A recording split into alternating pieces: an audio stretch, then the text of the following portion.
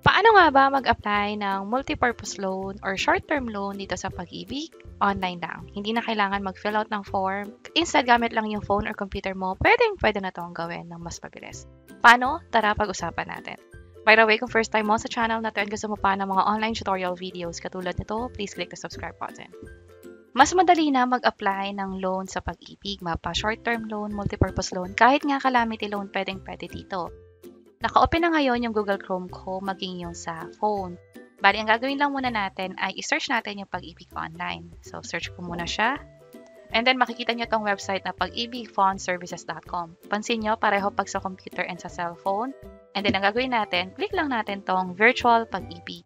Pwede rin naman yung apply manage loans diretso, yung itong part. Pero, mas maganda na makita nyo yung lahat ng options dito. Sa phone nga pala, may pagkakataon na makikita nyo pa yung data privacy. Kung nakita nyo man to, pwede nyo i-check itong I have read. Pero sa akin, diretso na ako. Tap ko itong proceed kasi nag-work din naman. And then, click natin itong login. Mas madali kasi mag-apply dito sa Virtual Pag-ibig dahil wala nang kailangan fill upan na form. Napaka-konti lang yung kailangan na ibibigay na details. And then, mag-login lang tayo dito gamit yung email address and password sa Pag-ibig. Kapag okay na, click natin itong login. Kung sakali na hindi nyo nakikita itong menu, most likely kailangan nyo lang i-click itong 3 lines. So, sa computer and cellphone, parehong makikita yan. Dito sa gilid, punta lang sa multipurpose loan, and then click natin tong apply. Dito sa bandang taas, makikita yung mga previous na ni-loan. Kung sakaling wala kayong nakikita rito, ibig sabihin, hindi pa kayo nakapag-loan dati. Click natin tong apply now. So, mapapansin nyo, andito na yung sa members details, maging yung mga dapat o yung magkano lang yung pwede nating i-loan sa Pag-ibig.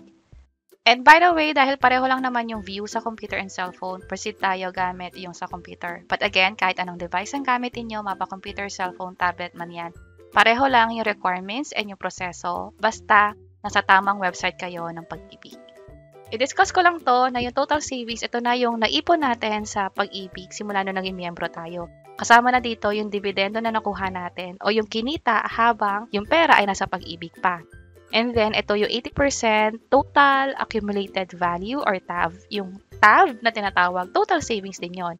At yung 80% nga ng total savings ko ay dito makikita. So, sa atin, iba-iba yung makikita nyong presyo o amount dito. Depende nga sa naging ipon nyo na sa Pag-ibig o gano'n na rin kayo katagal na miyembro ng Pag-ibig. Dito sa pinakababa, yung pinakamagiging loan ninyo. Pwede nyong isagarin like maximum loanable amount. Check lang to. At makikita nyo na kung magkano yung presyo dito, yun din yung makikita nyo dito. Pero pwede nating babaan yan. Let's say gusto ko ay 5,000 lang. Ganito yung mangyayari. And then scroll down ko lang. Now, for the loan purpose naman, ito yung parang dahilan kung bakit tayo hihiram muna. Alin man dito. And then, loan term natin, pwedeng 2 years, pwedeng 3 years. Sa akin, 2 years ang pipiliin ko. By the way, may nakalagay nga pala dito na yung net proceeds, which is, ito yon yung uutangin talaga natin. Pwede pa yung magbago. Depende sa confirmation nung sa employer ninyo o yung pinagkatrabahuhan. Just in case na nagkatrabaho kayo. Pero for OFW, self-employed or voluntary, hindi na kailangan ng certification from the employer. Balik tayo dito, select Loyalty Card Plus. Dapat pala muna meron kayong Pag-ibig Loyalty Card.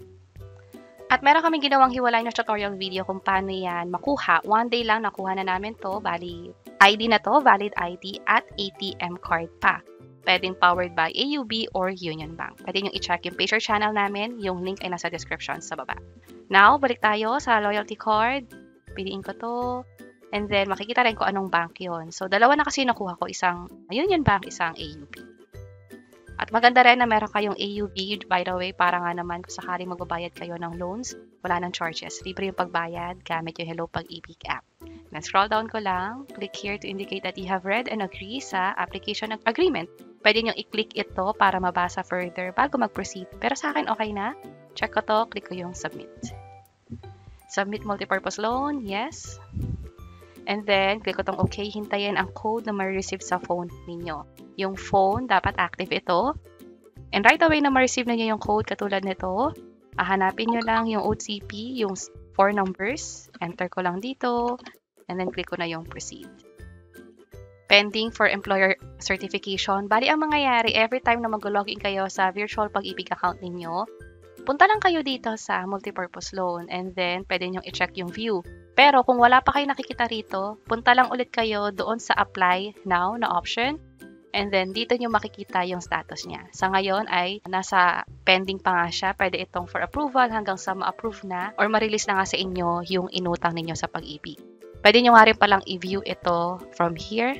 At just in case na merong kakaiba, parang mali pala yung amount ng bago isip ninyo, pwede nyo naman tong baguhin. Hindi nyo i-edit kasi wala nang option na mag-edit. Ang gagawin nyo, click nyo na lang yung cancel multipurpose loan, click ko yung yes, and then from here, maka-cancel na yung application at pwede tayong mag-umpisa ulit sa pag-apply na itatama na yung mga detalye, lalo yung amount na gusto talaga nating hiramin sa kanila. At gaano ba katagal ito mapaprocess?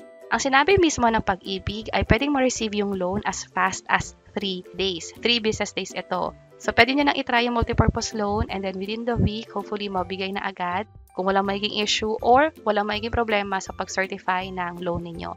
By the way, aside sa pag-approve ng Pag-ibig, kung empleyado kayo, mag-heads up na rin kayo sa employer ninyo na nag-loan kayo sa Pag-ibig para ma-process agad nila o ma-certify agad nila.